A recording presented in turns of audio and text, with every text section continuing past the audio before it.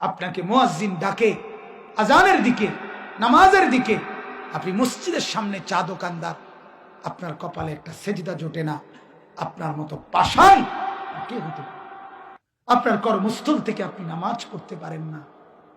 আল্লাহ নবী সাল্লাল্লাহু আলাইহি সাল্লামের শেষ তামান্না ছিল নামাজ।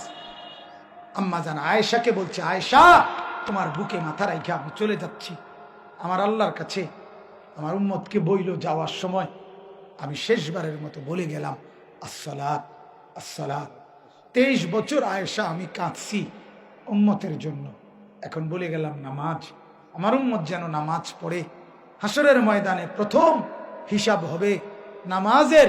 আমি থাকবো, আমি দেখব আমল নামায় যদি নামাজ বুঝে পাই, আমার মাওলার কাছে সুপারিশ করে আমি জান্নাত বুঝাই দেব।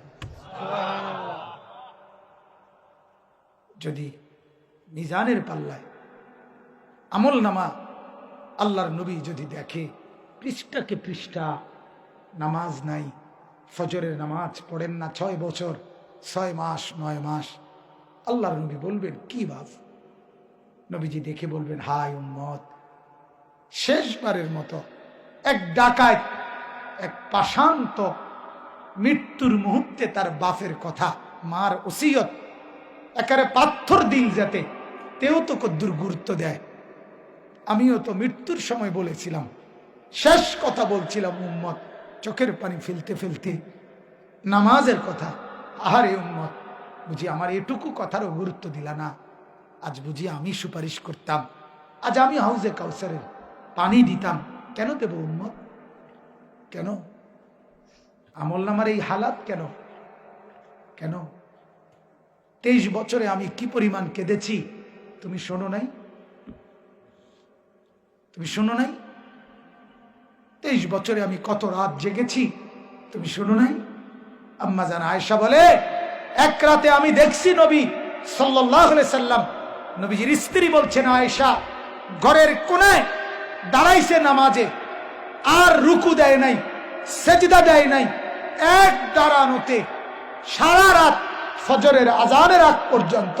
আল্লাহর কসম, আম্মা জান আয়েশা বলছে, নবী তার উম্মতের জন্য মাওলার কাছে সারা রাত কাঁদছে, চোখের পানিতে চোখ ভাসাইছে, দাড়ি ভিজাইছে, বুকের পশম ভিজাইছে, নিজের 2 পাও তাওয়াররামাত কাদামাহু, ফুলে ফুলে গেছে। হ্যাঁ, আল্লাহ নবী সাল্লাল্লাহু আলাইহি ওয়াসাল্লামের ভালোবাসা কি বাপ, কেন মূল্যায়ন করলেন না? এজন্য আমার অনুরোধ প্রত্যেককে, আলাম নাশরাহ লাকা সাদরাক।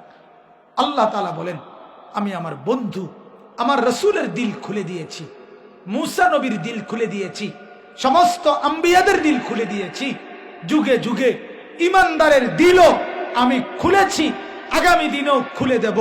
খুলে দেব যার দিল জান্নাতে যাওয়া তার সহজ হয়ে যাবে। অতএব প্রত্যেকে এই দোয়া করবা, রব্বি ইশরাহ লি সাদরি, আল্লাহ আমার দিল খুলে দেন। আল্লাহ আমাদেরকে তৌফিক দান করে। বলেন আমিন, বলেন আমিন।